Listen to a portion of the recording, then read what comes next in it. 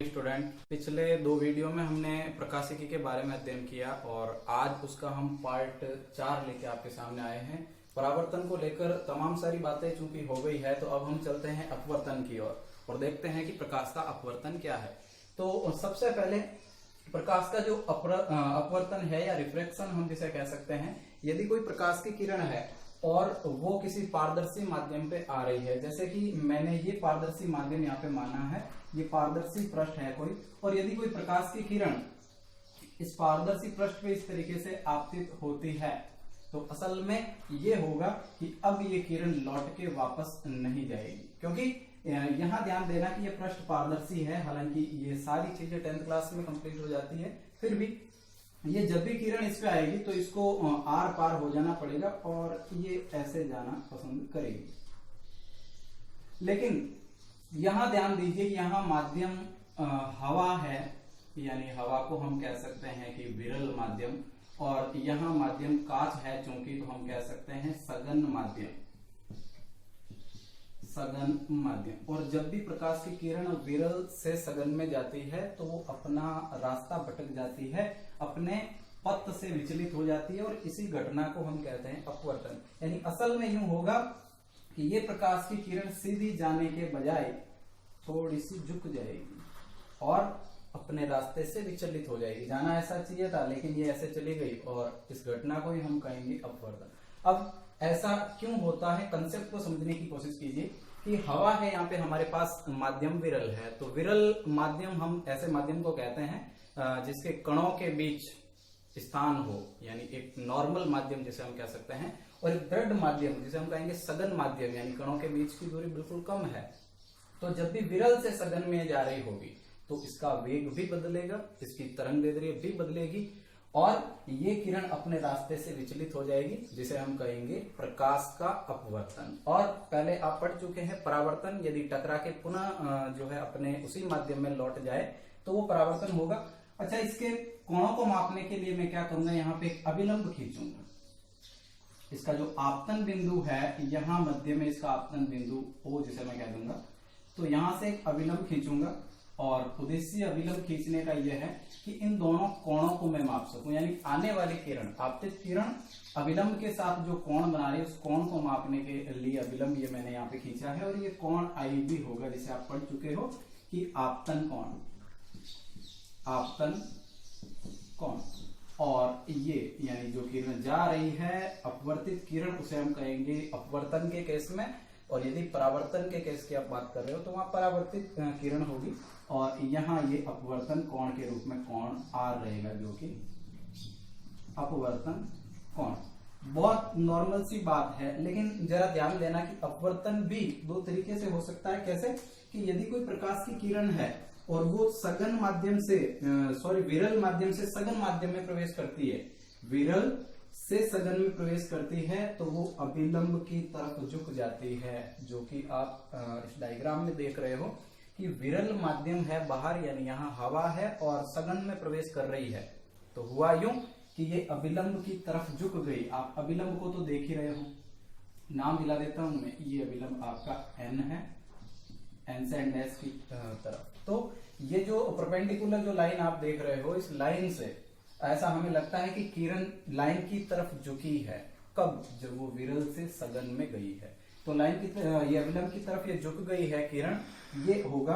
और दूसरा हम कह सकते हैं कि यदि किरण सघन से विरल माध्यम में जा रही है, उल्टा हो रहा है, यदि सघन से विरल में आ रही है, तो उस समय ये अभिलंब की तरफ झुकेगी नहीं, बल्कि अभिलंब से दूर हट जाएगी। तो जो कोण है वो कोण बढ़ भी जाएगा, कोण R जिसे हम कह रहे हैं वो बढ़ भी जाएगा।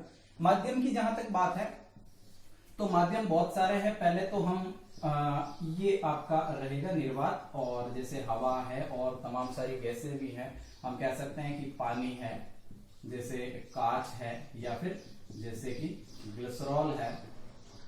ये तमाम सारे जो आपके माध्यम है, हम ऐसा कह सकते हैं कि निर्वात तो निर्वात ही रहेगा हमेशा के लिए, वो तो विरल है ही। लेकिन हवा की यदि हम बात करें तो हवा सघन माध्यम भी है और विरल माध्यम भी है। पानी की बात करें तो ये सघन भी है और विरल भी है, ये भी, कांच भी। और ग्लिसरॉल भी। कैसे? क्योंकि माध्यम का जो अपवर्तनांक है वो हमेशा ही एक दूसरे के सापेक्ष मापा जाता है। हम ये कतई नहीं कह सकते कि हवा विरल माध्यम है या हवा सघन माध्यम है।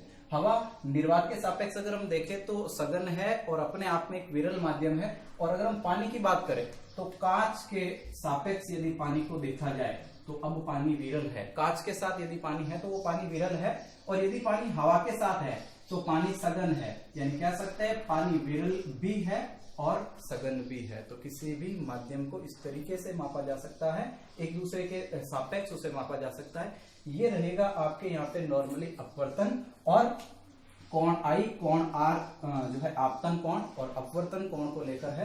अच्छा, इन्हीं दोनों कोण पे आधारित हम अपवर्तन के नियम भी देखेंगे कि अपवर्तन का नियम क्या है।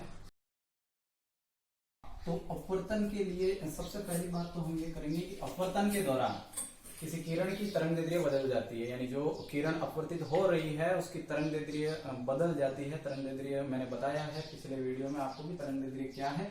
और दूसरी हम बात करें कि अपवर्तन के दौरान किरण का वेग भी बदल जाता है। जब भी वो विरल से सघन में जा रही होती है या सघन से विरल में जा रही होती है तो उसका वेग बिल्कुल बदल जाता है।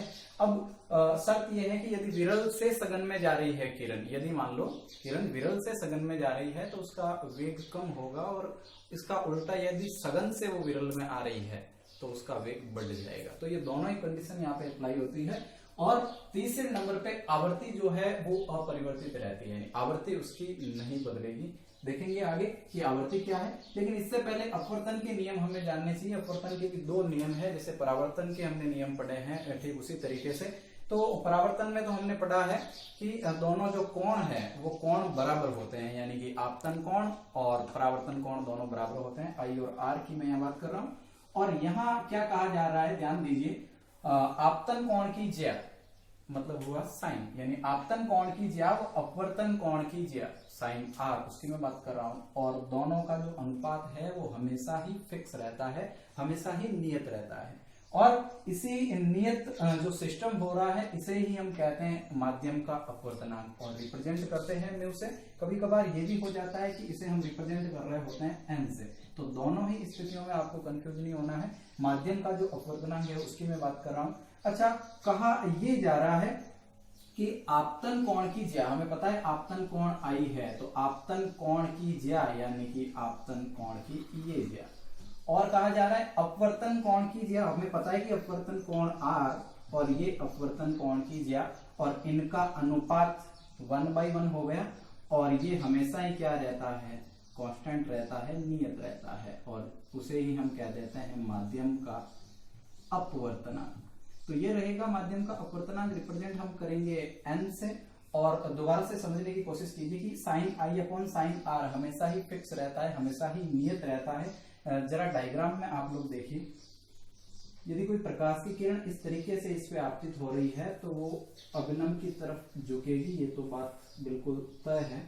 और यदि ऐसा हुआ कि यहाँ मैंने अभिलंब डाला और ये आपका कोण आई है और ये कोण आर है, आपतन कोण और जो है अपवर्तन कोण। तो दोनों ही स्थितियों में यदि आप मान लो आई को 30 रख रहे हो तो इसका जो भी मान लो x आ रहा है वो फिक्स रहेगा, दोनों का अनुपात फिक्स रहेगा।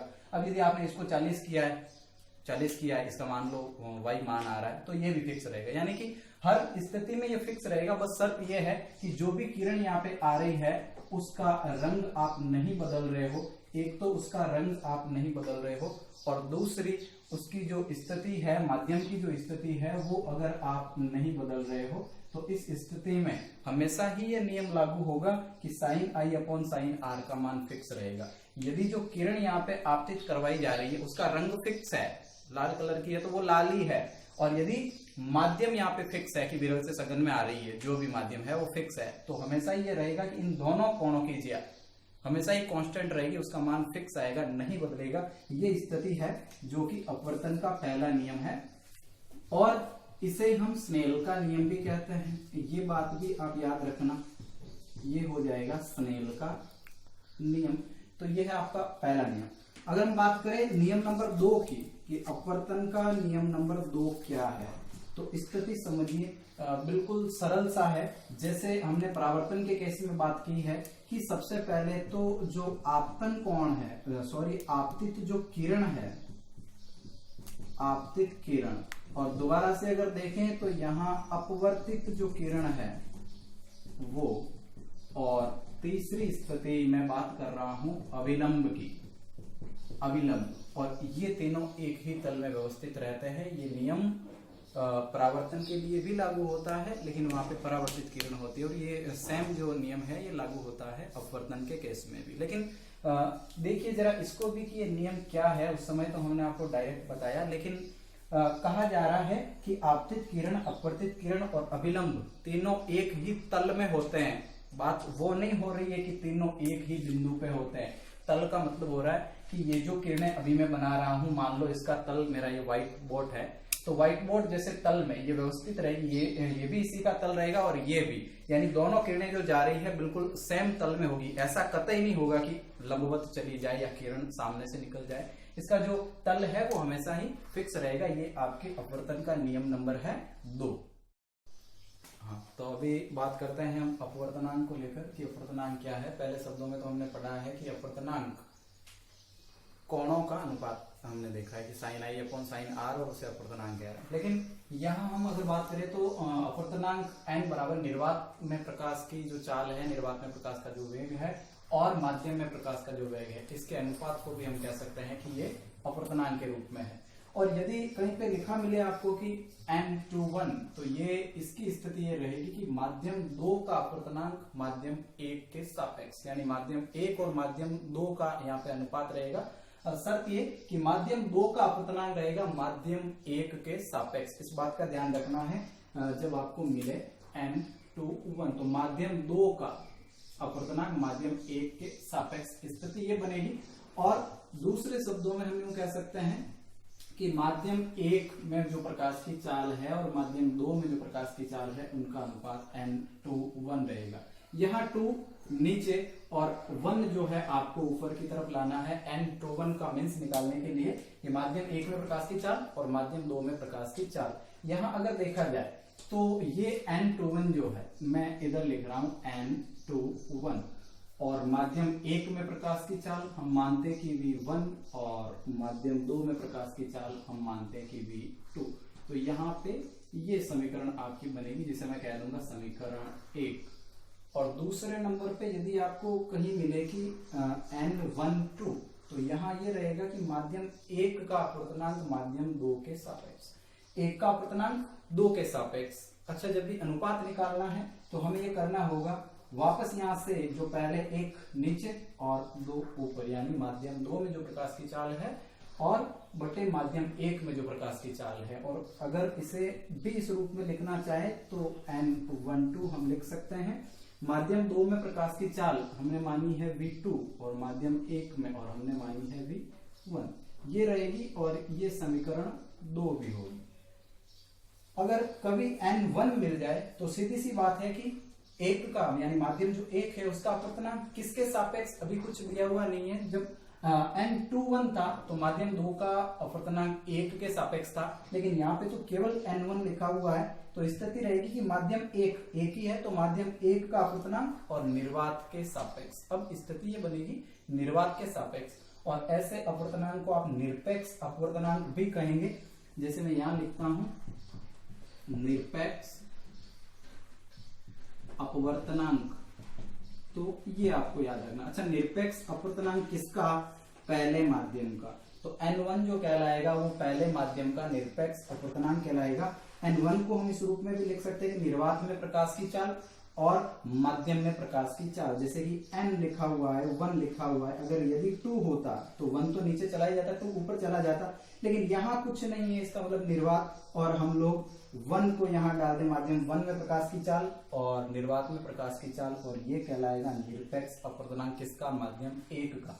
इसी तरीके से देखें तो n2 जैसी स्थिति यदि कहीं मिले तो निर्वात में प्रकाश की चाल और माध्यम 2 में प्रकाश की चाल, क्योंकि यहाँ पे 2 जो माध्यम है वो नीचे की तरफ आ जाएगा। इसे भी हम कहेंगे निरपेक्ष अपवर्तनांक, निरपेक्ष अपवर्तनांक। अच्छा, स्थिति ये बन गई है कि जब कभी निर्वात के सापेक्ष अपर्तनांक को मापा जाता है, भले ही वो माध्यम 2 का हो या फिर माध्यम 1 का हो, जब भी अपर्तनांक को निर्वात के सापेक्ष माना जाएगा तो वो कहलाएगा निरपेक्ष अपर्तनांक, और ये यहाँ पे इसकी स्थिति बनी है। अच्छा, ये जो अभी आप देख रहे हो निर्वात में प्रकाश की चाल N1 के लिए मैं बात कर रहा हूँ। निर्वात में प्रकाश की चाल को रिप्रेजेंट करते हैं C से, और दूसरा माध्यम 1 में प्रकाश की चाल हमने मान रखी है V1, और ये समीकरण बना रहा हूं तीसरी।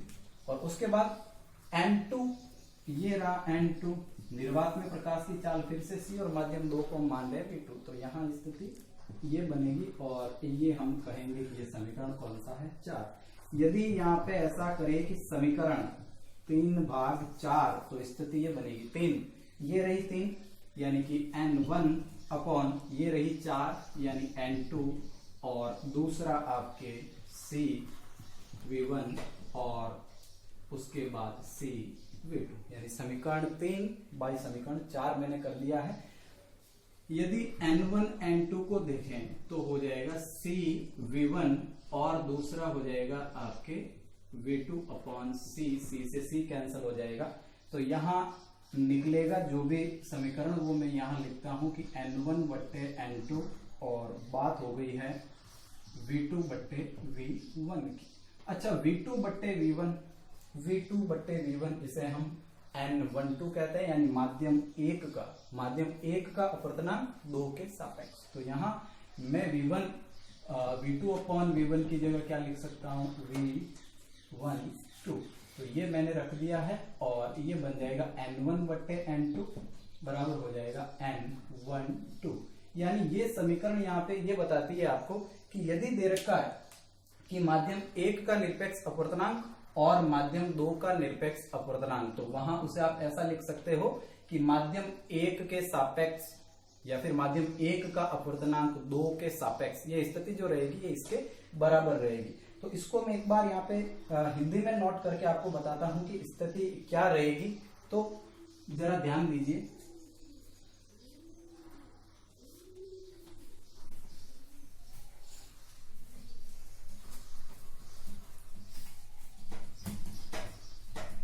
ये समीकरण 3 और समीकरण 4 को मैं यहाँ पे छोड़ रहा हूं। जैसा कि आप देख रहे हो कि समीकरण आपको ये मिली है कि N1 N2 ये रहेगा N12 के बराबर, यानी N1 यहाँ पे क्या है अगर हम देखें तो N1 यहाँ पे माध्यम 1 का निरपेक्ष अपर्तनांक है, ये स्थिति। और अगर N2 को देखिए बट्टे N2, तो N2 है माध्यम 2 का निरपेक्ष अपर्तनांक,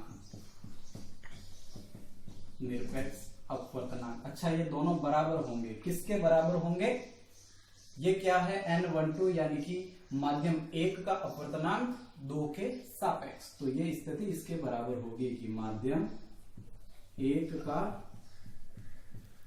अपर्तनांक 2 के सापेक्ष, तो ये स्थिति इसके बराबर होगी, जो कि हम यहाँ पे सिद्ध कर रहे हैं। जैसा कि आप देख रहे हो कि N12 V2 अपॉन V1 के बराबर है, N1 C अपॉन V1 के बराबर है। जैसे ही हमने समीकरण 3 को भाग दिया हमने 4 से, तो हम देख रहे हैं कि N1 बटे N2 दोनों स्थितियां C से C कैंसिल हो रहा है, और यहाँ V2 अपॉन V1 आ रहा है, और हमें पता है कि V2 अपॉन V1 क्या है यहाँ पे N12, यानी माध्यम 1 का अपर्तनांक 2 के सापेक्ष, तो ये स्थिति इसके बराबर हो रही है, और मान सकते हैं कि ये इस रूप में होगा। हम यहाँ पे कर रहे हैं समीकरण 3 को भाग दे रहे हैं 4 से, तो यहाँ अब स्थिति जरा सी उलटते हैं कि समीकरण 4/3 ये करते हैं, तो हमें पता है कि समीकरण 4 क्या है, कि समीकरण 4 वो N2, समीकरण अगर 3 को देखें तो वो है आपके N1, और बराबर ये हो जाएगा C अपॉन V2 जैसी स्थिति है कौन सी समीकरण में, समीकरण 4 में, बट्टे C अपॉन V1 समीकरण 3 से मैं ले रहा हूं।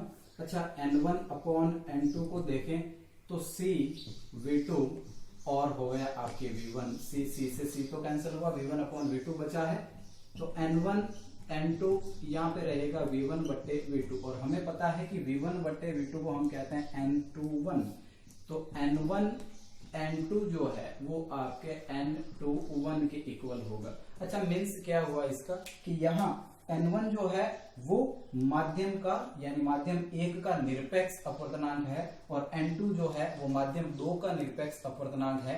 इन दोनों का अनुपात जो होगा वो किसके बराबर होगा, जरा सुनिए कि माध्यम 2 का जो अपवर्तनांक है 1 के सापेक्ष उन दोनों के इक्वल ये समीकरण होगी। यहां हम ऐसा सिद्ध कर सकते हैं। तो पहले आपने यहाँ पे स्थिति ये देखी कि अगर N1 अपॉन N2 है तो उसे N12 लिखा जा सकता है और अगर N2 अपॉन N1 है तो उसे आप N21 लिख सकते हैं। इस बात का ध्यान रखना है। और ये जो हम यहाँ पे यूज ले रहे हैं ये आगे अपने लेंस मेकर सूत्र में काम आ रहा होगा और इसीलिए हम यहाँ पे आपको ये चीजें सिद्ध करवा रहे हैं अपवर्तनांक को लेकर। तो ये जो है अपवर्तनांक यहाँ पे हम पढ़ रहे थे और पिछले वीडियो में परावर्तन भी हमारा कंप्लीट हुआ है। तो जिस भाई ने पहला वीडियो नहीं देखा है, पहले दूसरे पार्ट को नहीं देखा है, वो जाकर के उन्हें देखे, तब ये चीजें आपको अच्छे से समझ में आएगी।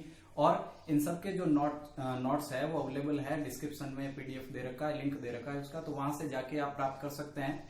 वीडियो को पूरा देखें, आर के परिवार को सपोर्ट करें, चैनल को लाइक और सब्सक्राइब करें। धन्यवाद।